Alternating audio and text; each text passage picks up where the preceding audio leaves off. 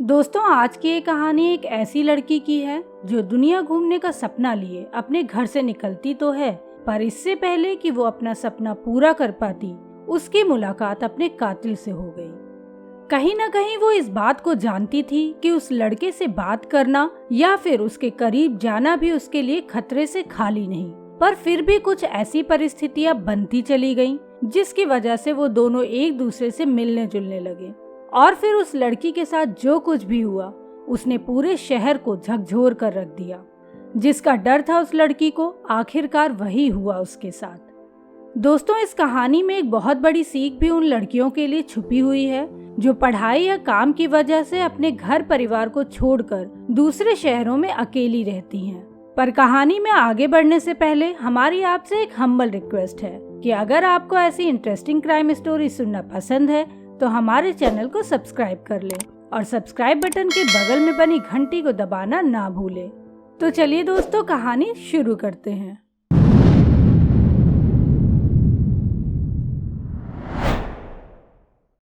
ये कहानी है इंग्लैंड की रहने वाली एक 22 साल की लड़की की, जिसका नाम था लिंडसे हॉकर। लिंडसे हॉकर बचपन से ही पढ़ाई में बहुत अच्छी थी, पर अपनी ग्रेजुएशन कंप्लीट करने के बाद उसने पढ़ाई से कुछ टाइम का ब्रेक ले लिया।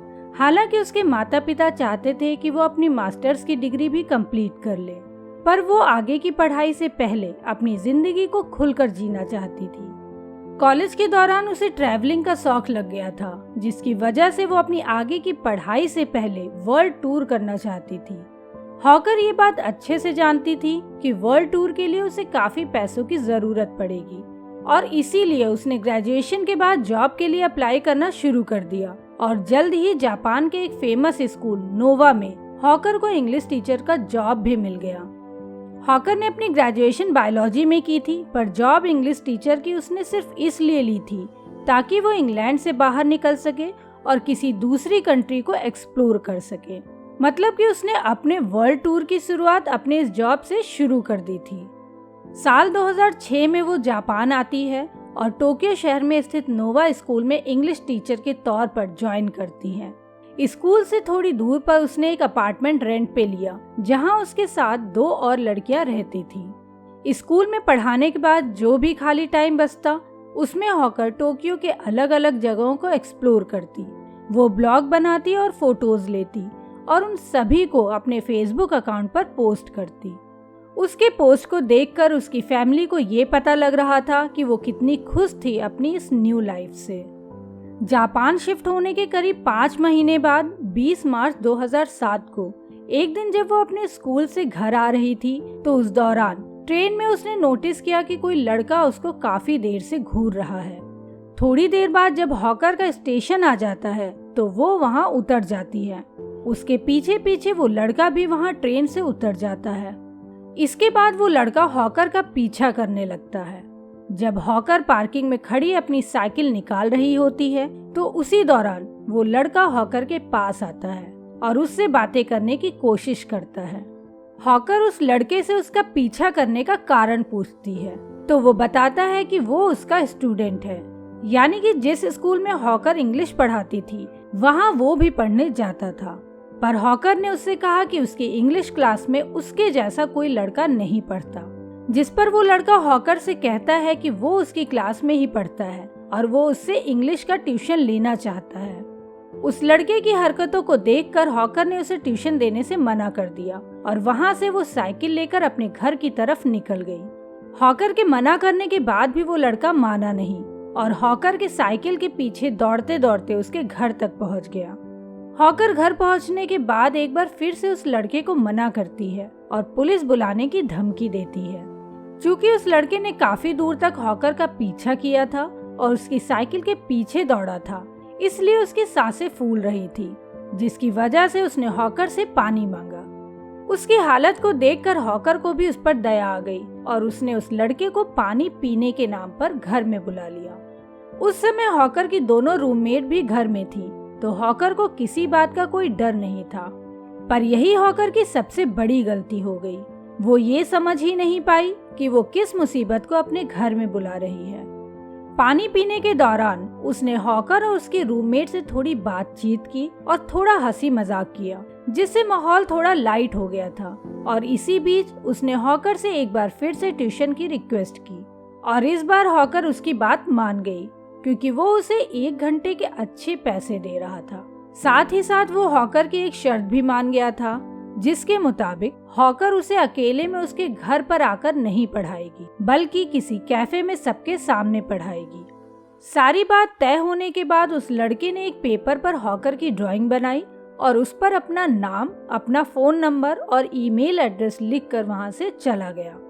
उस पेपर पर अपना नाम जो उस लड़के ने लिखा था वो था तात्सुया इचिहाशी। तात्सुया इचिहाशी का ये जेस्चर हॉकर को काफी क्यूट लगा। उसकी इन हरकतों से हॉकर ये तो समझ चुकी थी कि तात्सुया इचिहाशी उसे पसंद करता है, पर उसे ये नहीं पता चला कि तात्सुया किस मानसिकता का इंसान है। दरअसल दोस्तों, तात्सुया इचिहाशी को आप ऐसे समझ सकते हैं कि वो एक अमीर परिवार का बिगड़ैल बेटा था। उसकी माँ डेंटिस्ट थी और उसके पिता न्यूरोसर्जन थे। तात्सुया बचपन से ही एक शांत बच्चा था। न तो स्कूल में और न ही कॉलेज में उसका कोई दोस्त बन पाया था। वो जैसे जैसे बड़ा होते गया, उसका शांत स्वभाव ही उसे अंदर ही अंदर हिंसक बनाने लग गया। पढ़ाई पूरी करने के बाद उसने कभी कोई जॉब नहीं की। उसके माता पिता उसे खर्चे के लिए लाखों रुपए दिया करते थे, जिससे वो आराम से अपनी जिंदगी टोक्यो में जी रहा था। तात्सुया अपनी बॉडी, अपनी फिजिक पर बहुत ध्यान देता था, जिसकी वजह से वो अपना ज्यादातर समय जिम में बिताता था। खैर दोस्तों, 20 मार्च को ट्यूशन की बात तय हुई थी और 25 मार्च को हॉकर शर्त के मुताबिक तात्सुया को ट्यूशन पढ़ाने के लिए उससे एक कैफे में मिलती है।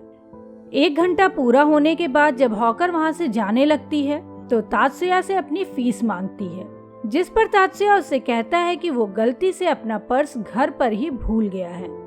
तात्सुया हॉकर से कहता है कि वो उसके साथ घर तक चले। घर पहुंचकर वो उसे उसके पैसे दे देगा।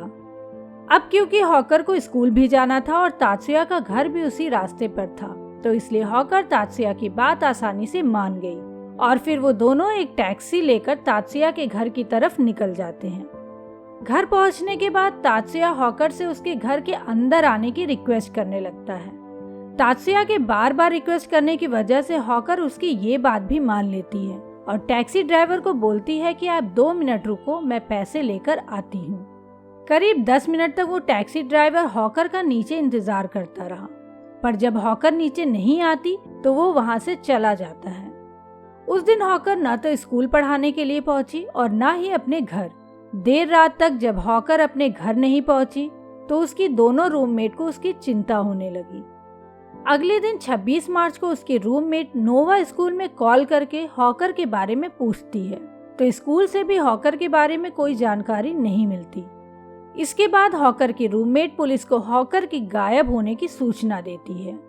पहले तो पुलिस हॉकर की गुमशुदगी को ज्यादा सीरियसली नहीं लेती, लेकिन जब स्कूल प्रशासन भी हॉकर के गायब होने की सूचना पुलिस को देती है, तब पुलिस वाले इस केस की जांच में जुटते हैं। इसके बाद पुलिस इन्वेस्टिगेशन के लिए हॉकर के घर पर पहुंचती है। पूछताछ में पुलिस को तात्सुया के बारे में पता चलता है। उन्हें वो पेपर भी मिलता है जिस पर तात्सुया ने हॉकर की ड्राइंग बनाई थी और अपना नाम और फोन नंबर लिखा था। पुलिस तात्सुया के घर तक तो पहुंच गई, पर उसे पूछताछ करने के लिए उसके घर के अंदर नहीं जा सकती थी। दरअसल दोस्तों, जापान में एक कानून है कि अगर किसी व्यक्ति के खिलाफ पुलिस के पास कोई सबूत नहीं है तो पुलिस उससे पूछताछ करने के लिए उसके घर का दरवाजा नहीं खटखटा सकती।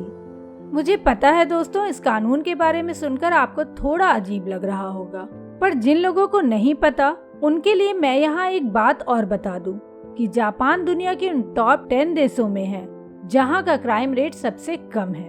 खैर, पुलिस घर के अंदर पूछताछ करने के लिए जा तो नहीं सकती थी, इसलिए वो लोग तात्सुया का घर से बाहर निकलने का वेट करने लगे। थोड़ी देर बाद जब तात्सुया जिम जाने के लिए घर से बाहर निकला, तब पुलिस उससे हॉकर के बारे में पूछना शुरू कर देती है। हॉकर का नाम सुनते ही तात्सुया वहां से भागना शुरू कर देता है। पुलिस उसे पकड़ने की कोशिश करती है पर पकड़ नहीं पाती। उसके भागने के बाद पुलिस तात्सुया के घर की तलाशी लेना शुरू कर देती है।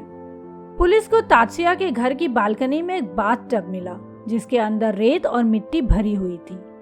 इससे पहले कि पुलिस कुछ सोच पाती कि तभी उन्हें उस बाथटब में एक इंसानी हाथ नजर आता है इसके बाद वो लोग जब बाथटब से मिट्टी और रेत निकालते हैं तो उन्हें उस बाथटब में से एक लड़की की लाश मिलती है, जिसकी शिनाख्त बाद में हॉकर के रूप में हुई। बॉडी को पोस्टमार्टम के लिए भेजकर पुलिस तात्सुया की तलाश में जुट जाती है। इधर तात्सुया भागता हुआ ट्रेन स्टेशन पहुंचता है, पर वहां पुलिस वालों को देखकर वो स्टेशन के अंदर नहीं जाता। उसे डर था कि कहीं उसे पुलिस वाले पकड़ न ले। इसके बाद वो छुपते छुपाते टोक्यो से बाहर निकलने की कोशिश करने लगता है। रास्ते में उसने एक बाइक चुराई और उसी से वो टोक्यो के एक छोटे से गांव में पहुंचा। पूरे रास्ते वो सिर्फ एक ही बात सोच रहा था कि वो पुलिस वालों से कैसे बच सकता है। उसके दिमाग में अचानक ही प्लास्टिक सर्जरी का ख्याल आता है। वो सोचता है कि अगर उसका फेस बदल जाए तो पुलिस वाले उस तक कभी पहुंच ही नहीं पाएंगे। प्लास्टिक सर्जरी का ख्याल आते ही उसने सबसे पहले अपने हाथ से ही अपने गाल का तिल काटा, पर तिल के हटने के बाद भी उसके चेहरे में कुछ खास फर्क नहीं पड़ा। इसके बाद उसने नाक के पास का हिस्सा काटकर खुद से उसे सिल दिया और फिर इसी तरह उसने अपने होठों के साथ भी किया। इन सब में उसने काफी दर्द भी सहा, पर फिर भी बहुत ज्यादा बदलाव नहीं आया उसके चेहरे में। तब वो एक हुडी के अंदर अपने चेहरे को छुपाकर वहां से ओकिनावा शहर भाग जाता है। इधर तात्सुया भागता जा रहा था और उधर पुलिस उसे पकड़ने के लिए उसका पोस्टर पूरे टोक्यो शहर में लगा रही थी। इस दौरान हॉकर के पिता भी टोक्यो पहुंच जाते हैं और अपनी बेटी के कातिल की तलाश में पुलिस की मदद करने लगते हैं। धीरे धीरे 2 साल बीत जाता है, पर तात्सुया का कोई भी सुराग पुलिस को नहीं मिल पाता। इस दौरान तात्सुया को खोजने के लिए पुलिस डिपार्टमेंट ने 180 पुलिस वालों की एक टीम गठित की और तात्सुया के ऊपर 10 मिलियन जापानी रुपयों का इनाम भी रखा। इस बीच तात्सुया छुपते छुपाते ओकिनावा से ओसाका पहुंच चुका था और वहां अपना नाम और पहचान बदलकर एक कंस्ट्रक्शन कंपनी में काम करने लगा था। इन 2 सालों के दौरान उसने कभी भी अपनी फैमिली को कांटेक्ट नहीं किया। कंस्ट्रक्शन कंपनी से वो जो कुछ भी कमाता उसमें से कुछ पैसा वो अपनी प्लास्टिक सर्जरी के लिए बचा कर रखता था। 2 साल में उसने पैसे बचा बचा कर 2 बार अपने चेहरे की प्लास्टिक सर्जरी करवा ली थी। कंस्ट्रक्शन साइट पर तात्सुया की दोस्ती एक लड़के से हो गई थी। उस समय 10 मिलियन का इनाम किसी भी अपराधी पर हो तो वो खबर न्यूज़पेपर वालों के लिए एक बड़ी खबर थी। इसलिए इस न्यूज़ को सभी ने तात्सुया के फोटो के साथ अपने फ्रंट पेज पर छापा।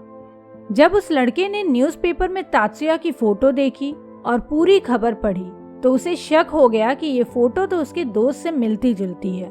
ये बात उस लड़के ने पुलिस को बताई। पुलिस जब तात्सुया को पकड़ने उस कंस्ट्रक्शन साइट पर पहुंची तब तात्सुया तो वहां नहीं मिला, पर उसके फिंगरप्रिंट पुलिस को वहां से मिल गए। असल में दोस्तों, जिस समय पुलिस तात्सुया को पकड़ने के लिए उस कंस्ट्रक्शन साइट पर गई थी, उसी दिन तात्सुया अपनी तीसरी प्लास्टिक सर्जरी के लिए ओसाका से ओकिनावा आया था। पर वो जिस डॉक्टर के पास सर्जरी के लिए आया था उस डॉक्टर ने भी न्यूज़पेपर में तात्सुया की फोटो देख ली थी। जब तात्सुया डॉक्टर से मिला तो उस डॉक्टर को भी उस पर शक हो गया और उसने सर्जरी के बहाने उसे क्लिनिक में बैठाकर पुलिस को कॉल कर दिया। लेकिन जब तक पुलिस इस क्लिनिक में पहुंचती तब तक तात्सुया यहाँ से भी जा चुका था। तात्सुया उसी रात वापस ओकिनावा से ओसाका लौटने जा रहा था, पर जिस फेरी से उसे जाना था वो उसके वहां पहुंचने से पहले ही निकल चुकी थी। वो फेरी उस रात की आखिरी फेरी थी। दूसरी फेरी पकड़ने के लिए अब उसे सुबह तक का वेट करना था, इसलिए वो उस फेरी स्टेशन पर बैठकर सुबह का वेट करने लगा। उस फेरी स्टेशन पर एक लड़के की नजर तात्सुया पर पड़ी तो उसे भी उस पर शक होने लगा और उसने तुरंत इसकी सूचना पुलिस को दी और आखिरकार 10 नवंबर 2009 को, यानी कि हॉकर के मर्डर के करीब 32 महीने बाद, पुलिस तात्सुया को ओकिनावा शहर के उस फेरी स्टेशन से गिरफ्तार करती है। गिरफ्तारी के बाद पुलिस की पूछताछ में तात्सुया ने बताया कि वो हॉकर को जान से मारना नहीं चाहता था, बल्कि वो तो उसके साथ सिर्फ फिजिकल रिलेशन बनाना चाह रहा था। पर जब हॉकर ने उसे साफ साफ मना कर दिया तब वो गुस्से में उसके साथ जबरदस्ती करने लगा। हॉकर जब शोर मचाना शुरू की तब उसे चुप कराने के लिए उसने उसका गला दबा दिया और रेप के दौरान उसकी मौत कब हो गई उसे पता ही नहीं चला। कोर्ट में सुनवाई के दौरान तात्सुया ने अपनी सारी गलती मान ली और फिर 21 जुलाई 2011 को लिंडसे हॉकर के रेप और कत्ल के जुर्म में जज ने उसे आजीवन कारावास की सजा सुनाई। तो दोस्तों आज की ये कहानी यहीं समाप्त करते हैं। दोस्तों आप सबको ये कहानी कैसी लगी हमें कमेंट में लिखकर ज़रूर बताएं और जाने से पहले वीडियो को लाइक और चैनल को सब्सक्राइब करना ना भूलें। तो मिलते हैं आपसे एक नए वीडियो में एक नई कहानी के साथ। तब तक के लिए बाय बाय, टेक केयर, शब बखैर।